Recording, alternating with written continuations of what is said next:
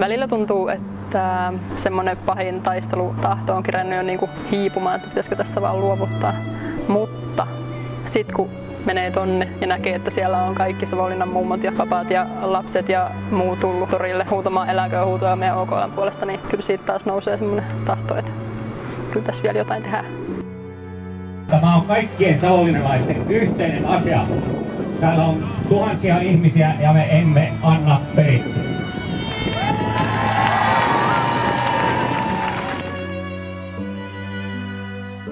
Tässä on nimenomaisesti nämä kaksi asiaa, eli tämä julkistaloudelle tuleva 130 miljoonan euron lasku ja sitten toisaalta yhdelle kaupungille, yhden kaupungin taloudelle ja alueelle tuleva todella traaginen isku.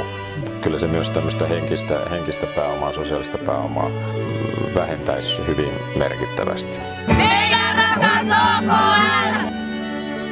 Jokaisella toimialalla yliopisto-opiskelijat on erittäin tärkeä asiakaskunta ja voi vaan kuvitella, mitä se tekee ravintolaelämälle ja muille liikuntapaikoille. Ja tässä yhteydessä tulee kyllä mieleen myös urheiluseurat, jotka saa erittäin ammattitaitoista valmennusta yliopisto-opiskelijoista ja tiedän monta lajia, jossa lähes kaikki valmentajat on yliopistosta.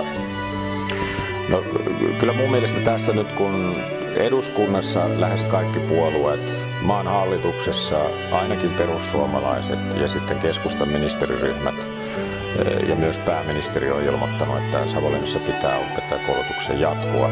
Ja kun lainsäädäntö ja määrärahat ja ohjausvalta on viime kädessä maan hallituksella ja eduskunnalla, niin onhan tässä nyt kyse siitä, että voidaanko me uskoa me kansalaiset siihen, mitä meidän poliittiset johtajat sanoo, vai puhuvatko he sitten toista. Eli kyllä tässä on viime kädessä kyse meidän demokraattisen yhteiskunnan ja kansanvallan uskottomuudesta ja legitimiteetistä, joka on muutenkin kyseenalaistanut kansalaisten silmissä juuri sen takia, että poliitikot liian helposti puhuvat toista kuin sitten päättävät toista. Ja mä nyt uskon, että me voidaan luottaa pääministeriin ja maan hallituksen enemmistöön ja eduskunnan vahvaan enemmistöön, että se hoitaa sen niillä toimivaltuuksilla, mitkä sillä on, niin tilanteen sillä tavalla, että Savonlinnassa opettajakoulutus jatkuu.